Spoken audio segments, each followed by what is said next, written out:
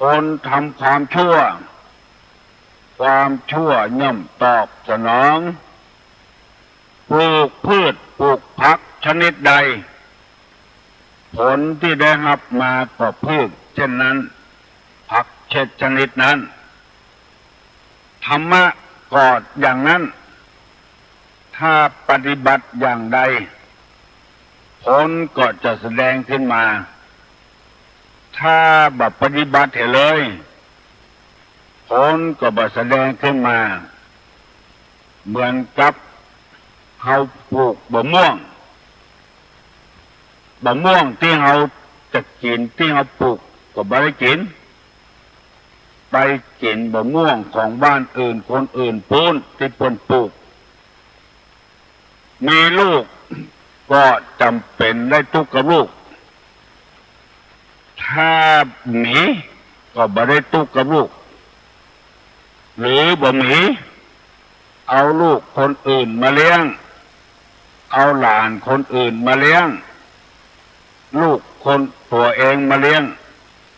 ก็ย่อมจะเป็นทุกข์เช่นเดียวกัน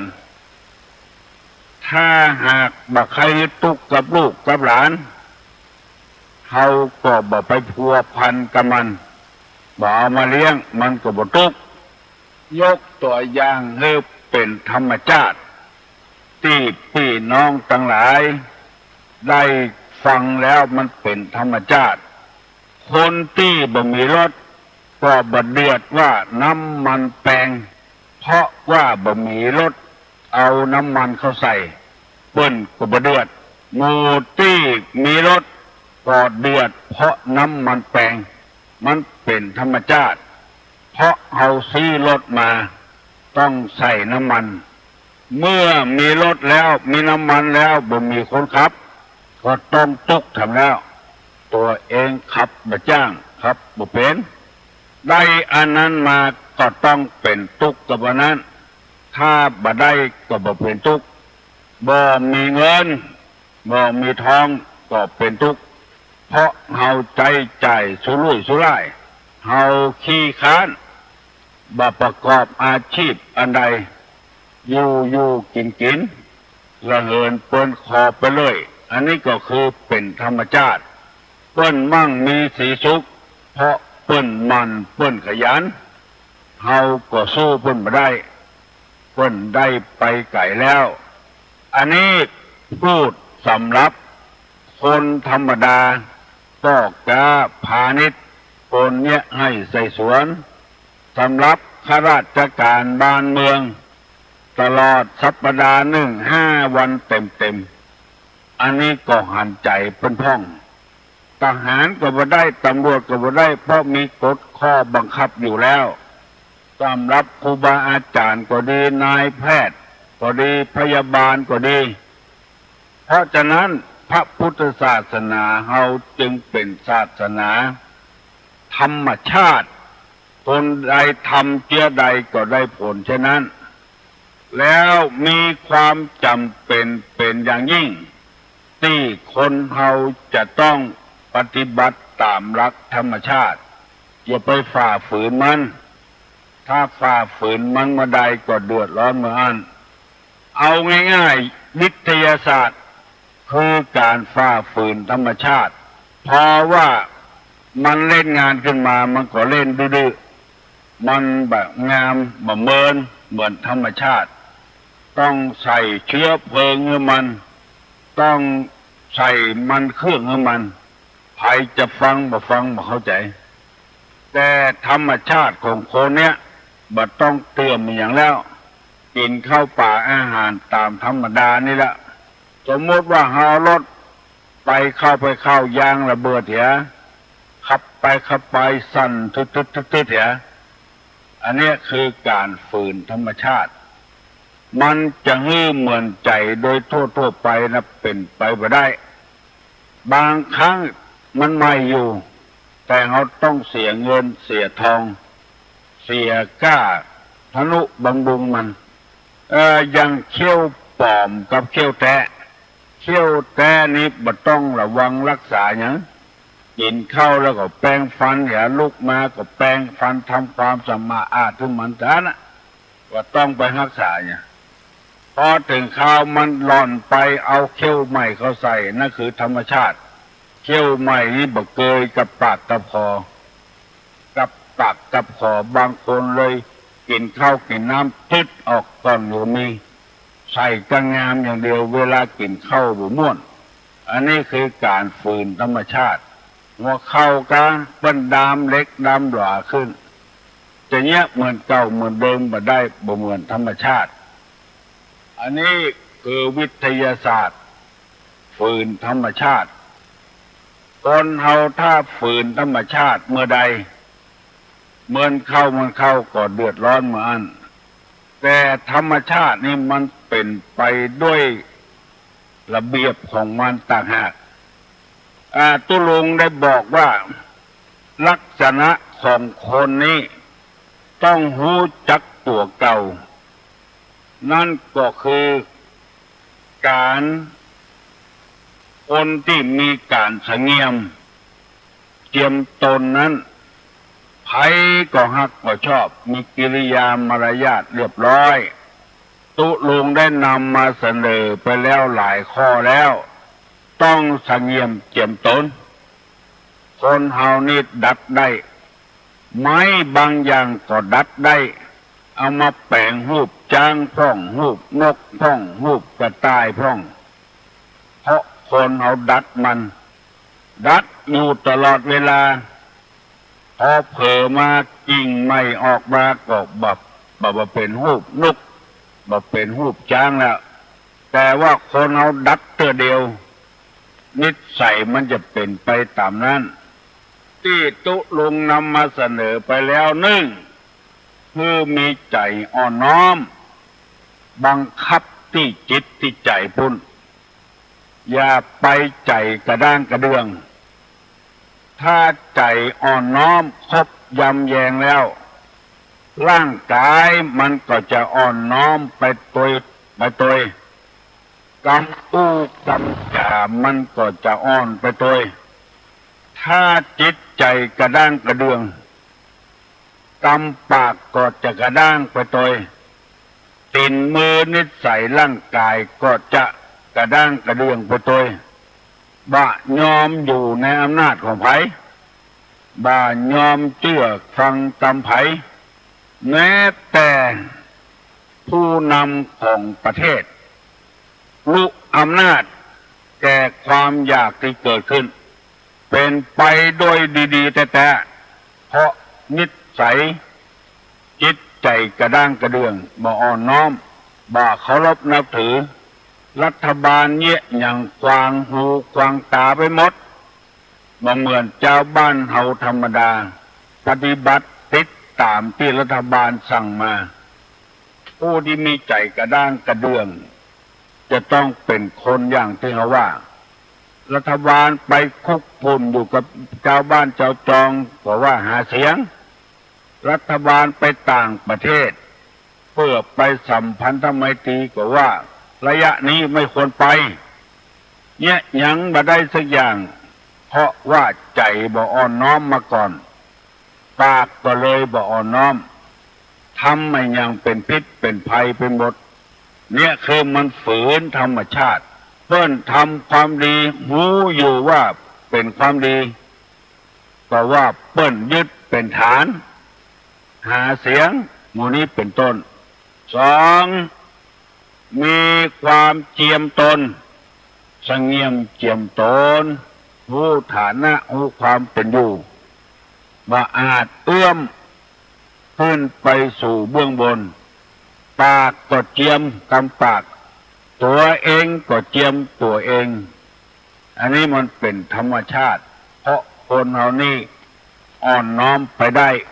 ฝืนธรรมชาติไปพ้องนั่นก็คือบังคับจิตบังคับใจมาเสียประโยชน์ได้ประโยชน์มาสู่เปิ้นสู่ตัวเป็นคนอ่อมน้อมคบยำแยงผู้เฒ่าผู้แก่สามบ่ถือตัวสี่บ่ยิงยะโสห้าทำตนเหมือนผ้าเช็ดเท้าทำความสะอาดให้เปิ้นให้ความสะดวกให้เปิ้นหกท ทำตัวเหมือนกับโคเขาขาดบ่มีพิษบ่มีภัยบ่วิดไผบ่ไล่ฆ่าไผเจ็ดทำตนดุดงูพิษที่ถูกรีดแล้วบ่มีพิษบ่มีภัยกับไผผัวก็บ่มีพิษกับเมียเมียก็บ่มีพิษกับผัว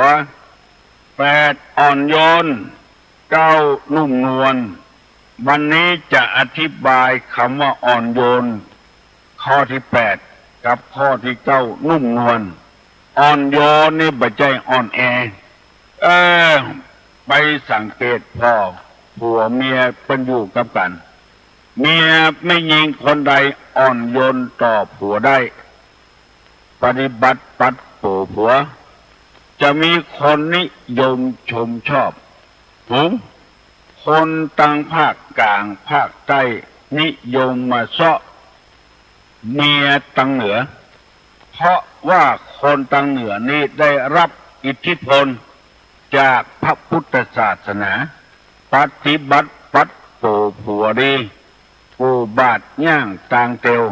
อย่าว่าแต่คนไทยภาคกลางภาคใต้เลยแม้แต่ฝรั่งมั่งค่าก็นิยมเอาคนไทยไปเป็นเมียไว้ใจเพื่อกามราคะอย่างเดียวเพราะแม่ยิงตังเหนือพ่อแม่เป็นคนสั่งคนสอนคืออ่อนโยนคือนุ่มนวลต่อสามีปฏิบัติดีแต่บางคนปฏิบัติเหลือพ่อเหลือแม่ผู้มือกำเนิดจำก่อนปฏิบัติสามีคนจึงนิยมชมชอบกันแม่ยิงฝรั่งชอบแต่งงานกับผู้ชายต่างประเทศอย่างจังภาคอีสานเพราะว่าคนผู้ชายต่างประเทศมีความนุ่มนวลอ่อนโยนบ่เหมือนคนไทยเฮาเหี้ยมโหดกินเหล้าเมายามาแล้วว่าไล่เตะลูกเตะเมียว่าจะได้ก็บ่ฟังลูกอยู่คนตี้คนต่างคนจอกคนแจ้งเหี้ยมโหดบ่อ่อนโยนบ่นุ่มนวลเหมือนฝรั่งนี่ไปที่ไหนเอาเมียนำหน้าต่างคนต่างอ่อนโยนนุ่มนวลเข้าใส่กันแม่ยิงไทยก็อ่อนโยนนุ่มนวลพ่อชายฝรั่งก็อ่อนโยนนุ่มนวลมันตยกันได้บ่มีพิษบ่มีภัยกับกันที่นำมาเสนอนี้เพื่อให้สังคมเฮาอยู่ได้มีความสุขบานหวานใจพยายามปรับปรุงเอาได้เน้อก็ออกไม่ออกศรัทธาบางคนมาสอตุลุงว่าตุลุงตุเจ้าวัดนี้ที่โคตรเอาใจตัวเองว่าจะก่อสร้างห้างแปลงยังเอาใจตัวเองว่าไผ่ทัดทานไผ่คัดค้านไผ่บอกผู้ฟังเอาใจตัวเองว่าอันนี้คือความบ่อ่อนโยนความบ่นุ่มนวลบางแห่งบางที่จะคิดจะสร้างอย่างบ่ทำแบบทำแปลนเสนอตามลำดับชั้นให้สร้างก็สร้างไปแล้วสร้างหาดมาแล้วสักกรรมก็มีเพราะว่าบ่อ่อนโยนบ่นุ่มนวลเอาใจตัวเองว่ากระด้างกระเดื่องมาบวชในธรรมวินัยยังบ่เข้าใจดีเตื้อก็เลยทำตัวเหมือนกับเป็นเจ้าบ้านธรรมดาพฤติกรรมเป็นเช่นนั้นไผว่าก็บ่ได้เปิ้นตักเตือนก็ว่าเปิ้นอิจฉาเปิ้นแกล้งว่าได้พยายามปรับปรุงนิสัยตัวเก่าให้นุ่มนวลให้อ่อนโยนมีหลายวัดหลายวาที่ศรัทธาบ่อยใครเข้าวัดเขาว่าเพราะตุเจ้าบ่อ่อนโยนบ่นุ่มนวลสวกมือศรัทธาไปปล่อยหลวงบ่ตยขบวนขวตาน ไปที่อื่นที่ไกลเหรอคนตี้คนต่างที่นำมาเสนอนี้บัดได้ว่าให้ไผสักคนเพื่อให้พ่อแม่พี่น้องลูกเต้าหลานเลนพระสงฆ์พระเจ้าได้มีนิสัยนุ่มนวล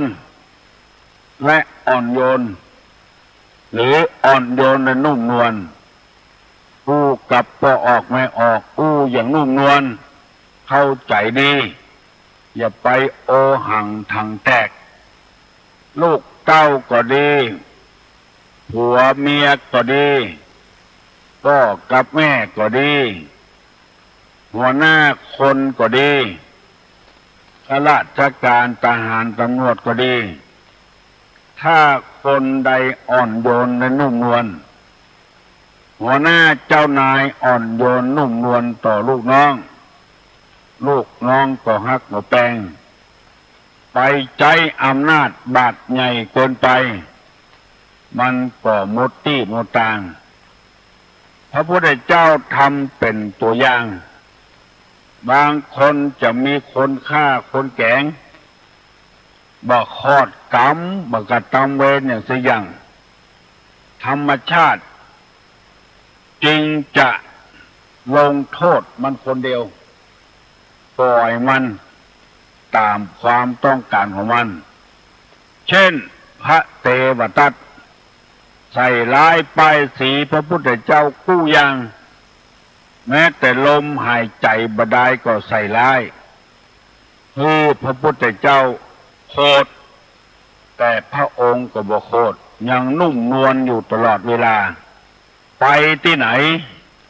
ครั้งหนึ่งพระองค์ไปบิณฑบาตคนที่นอกศาสนาบ่มีศาสนาหานพระพุทธเจ้ามาบิณฑบาตเมื่อเจ้าพร้อมกับด้วยภิกขุทั้งหลายคนนอกศาสนาปากันไล่ด่าพระพุทธเจ้าไปตั้งใดก็เกิดด่าจนพระอานนท์ทนบ่ได้ทูลถามว่าพระพุทธเจ้าหมู่นี้มันด่าตึงวันพระพุทธเจ้ายังบ่ย้ายไปที่อื่นเนี่ยพระองค์บอกว่าอานนท์เอ๋ยถ้าเฮาย้ายไปที่อื่นด่าเฮาแถมเฮาก็ย้ายไปแถมเฮาใจความอ่อนโยนใจความนุ่มนวลดีกว่าที่เขาด่านั้นมันบ่มีเป็นความจริงเขาใส่ร้ายป้ายสีต่างหากเขาบ่ฮู้น้ำทำคำสอนของเฮาเขามีนิสัยเจอี้มาแต่โคตรแต่เงาของเขาเพราะฉะนั้นเฮาจะบ่หนีเฮาจะอยู่เจี๊ยถ้ามันมีความผิดอย่างเขาว่าหมู่หัวโล้นหมู่บ่ทำประโยชน์หยังนุ่งผ้าก็นุ่งแบบไม่ยิงแจ้งมาก็เสาะขอกินกับเปิ้นหมู่สุดกำปิดอย่างหมู่เนี้ยหมู่นอกศาสนาด่าเปิ้นมันบ่เป็นไปอย่างนั้นเฮาบ่ได้ไปเบียดเบียนไผกุมบาดเถอะขึ้นร่องไผจะใส่เฮาก็จะเอาไผบ่ใส่เฮาก็บ่เอาสุดแล้วแต่เจตนาความสุขของเพิ่นเฮาทำอย่างนี้เฮาบ่ได้เกียรติได้ค้านอย่างที่กรรมเขาว่าอันนี้เฮาทำนุ่มนวลเฮาทำมันอ่อนโยนเฮาบ่ได้ไปท้าประทายเขาบอกไปละอยู่นี่ก่อนเถอะนานไปความนุ่มนวลความอ่อนโยนของพระพุทธเจ้าสามารถชนะหมู่ที่นอกศาสนาฟังธรรมนักเข้าก็เลยเกิดศรัทธาเลื่อมใสพระพุทธเจ้าไปเองอาศัยความนุ่มนวลอาศัยความอ่อนโยนมาเดี๋ยวนี้นิยมน้ำยาอีกอย่างหนึ่งเรียกปรับความนุ่มซักผ้าเสร็จแล้วใส่น้ำยาปรับความนุ่มผ้าที่ ปรับความนุ่งแล้วมันม่วนใส่สบายผ้าที่มันแข็งนี่มันใส่บ่อ่อนนุ่มใส่บ่สบายเพราะว่ามันแข็งนอนทับก็แข็งถ้าปรับความนุ่มเห็นแล้วนุ่งม่วนอุปมาฉันใดขอเมตตาผู้ฟังทุกคนได้พยายามเป็นคนอ่อนโยนเป็นคนนุ่มนวลจะไปทอมตัวนักก็บดีเฮายังมีพิษมีภัยอยู่แต่ใจความนุ่มนวลความอ่อนโยนผัวทำก็ได้เมียทำก็ได้ลูกทำก็ได้ทำพ่อทำก็ได้แม่ทำก็ได้อย่างสมัยปัจจุบันนี้ใครอ่อนเกินไปลูกก็เลยได้ใจแต่ก่อนนี้ห้องแม่เฮ้ยพ่อเฮ้ยกินข้าวแล้ว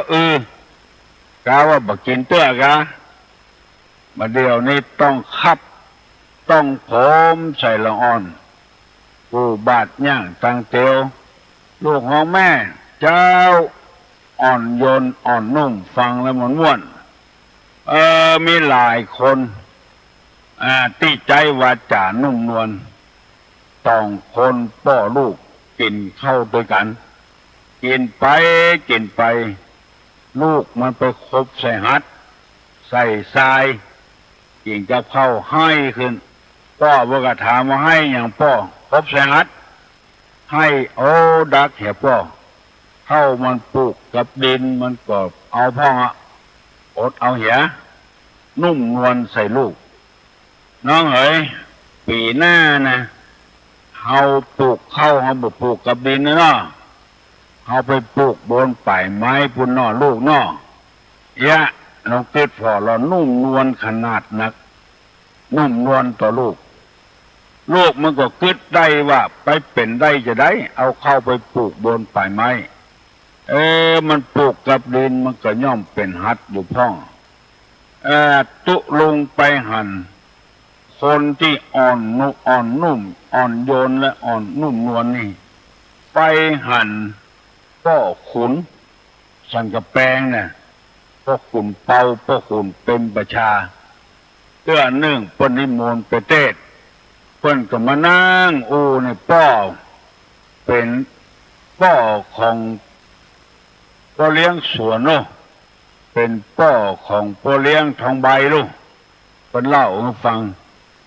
ใจความนุ่มนวลน่ะก็ถามว่าอันกา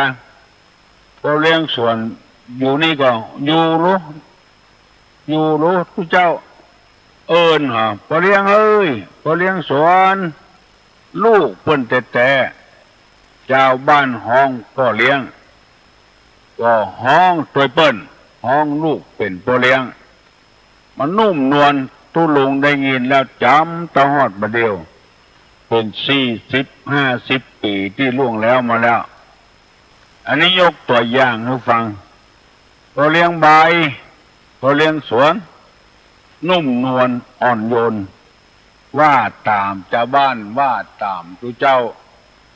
อันนี้ยกตัวอย่างให้ฟังพ่อ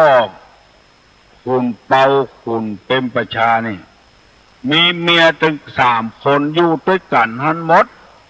บ่มีการทะเลาะเบาะแว้งกันบางคนนี่เมียเปิ้นตายไปเป็นเมียของเปิ้นทำไมอยู่กับผัวอยู่ได้แต่ไปทะเลาะกับลูกติดเมียทำไมอันเนี้ยบ่อ่อนโยนบ่นุ่มนวลกระด้างกระเดื่องในที่สุดก็อยู่บ่ได้ต้องละกันหย่ากันเพราะว่ากระเดียวว่าจะมาช่วยกันฮิกันหาให้เจริญรุ่งเรืองเป็นมาหาเรื่องลูกติดผัวบางคนก็พิษกับลูกติดเมียจะเอาไอ้อย่างนักหนาอยู่ด้วยกันไปฮั่นละอยู่ไปตามน้ำทำไปตามตัวน้ำเพียงใดดอกบัวเพียงอันอยู่มาก็มาอยู่กับวัดกับวาเมินเข้าไปคุยลูกศิษย์ลูกหาเก่า ไปสนไปส่อลูกศิษย์ลูกหาเก่าฮู้ครูบาอาจารย์ฮู้ตัวเองใครได้หน้าใครได้ตาหมูเนี้ยมันบ่อ่อนโยนบ่นุ่มนวลฟังว่าอย่าเตอะพอออกไม่ออกบ่เสียผลบ่เสียผลประโยชน์ปนมมือเนอสัพพะโรคาวินิมุตโตสัพพะสันตาปวัตติโตสัพพะเวระมติกันโตนิพพุโตจัตุวังภวสัพเพติโยวิวัจจันตุสัพพะโลกโกวินาศตุมาเตภวะตวนตราโยสุขีติคาโยโกภวะอภิวาทนาสีริสานิจังวุธาปจายโนยัตตาโลธรรมาวัฏันติอายุวันโนสุขังปะลัง